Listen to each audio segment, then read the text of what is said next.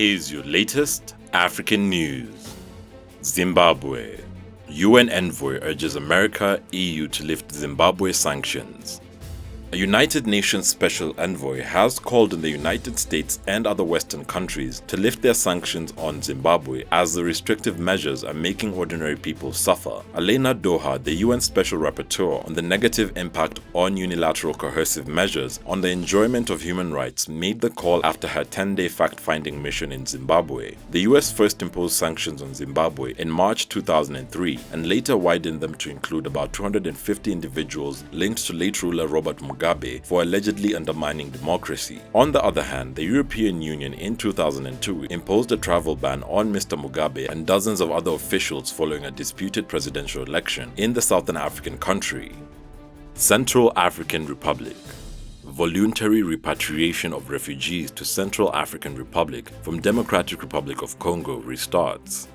The UN Refugee Agency reports it has started a voluntary repatriation operation for thousands of refugees from the Central African Republic who were living in the Democratic Republic of Congo. Over the past 2 years, the UN Refugee Agency has helped more than 5,000 refugees return from Congo to the Central African Republic. The voluntary operation, which has been interrupted on 2 occasions, resumed on Friday. UNHCR spokeswoman Shabia Manto says the first group of 250 refugees left Mole Camp to Zongo City in the northwest of Democratic Republic of Congo last Friday, while the second group of 250 people left the camp on Tuesday morning. The voluntary repatriations began in November 2019 but followed the signing of a tripartite agreement between the Central African Republic and Democratic Republic of Congo in July. Manto says nearly 10,000 refugees in 3 camps hosting them have signed up for voluntary repatriation. Democratic Republic of Congo. Jerusalem billboards target Democratic Republic of Congo president.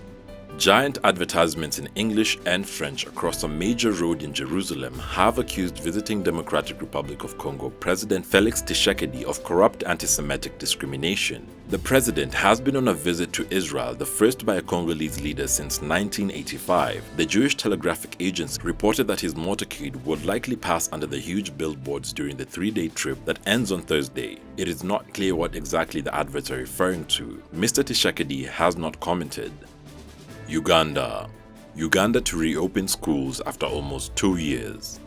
Uganda's president has announced that schools will be reopened in January, almost 2 years after they were closed because of the COVID-19 pandemic. President Yoweri Museveni said this would happen regardless of how many people were vaccinated. Well, under 10% of Uganda's population have been jabbed, though Museveni said there will be enough doses by the end of the year to quadruple numbers. He said that if anything went wrong with the uptake, the public would bear moral responsibility. Many teachers have left for other jobs to make ends meet, and some say they will not be returning. Nigeria. Nigeria warns of digital currency fraud.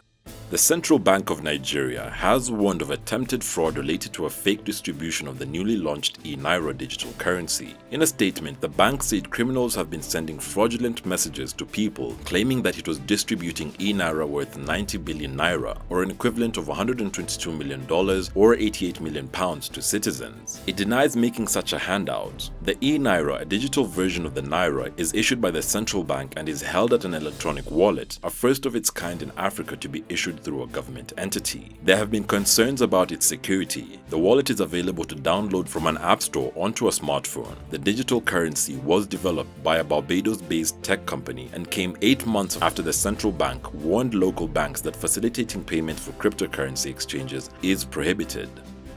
Kenya. How British soldiers flout rules of engagement in Kenya.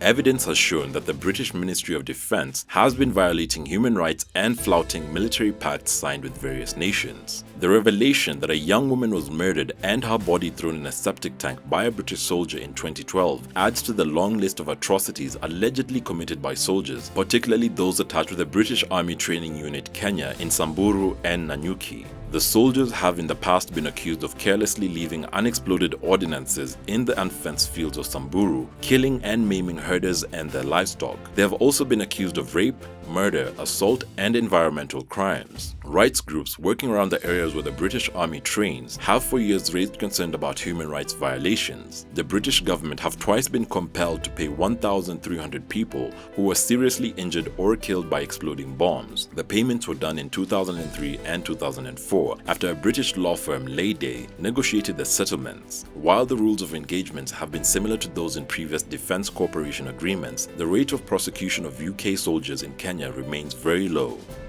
Thanks for watching.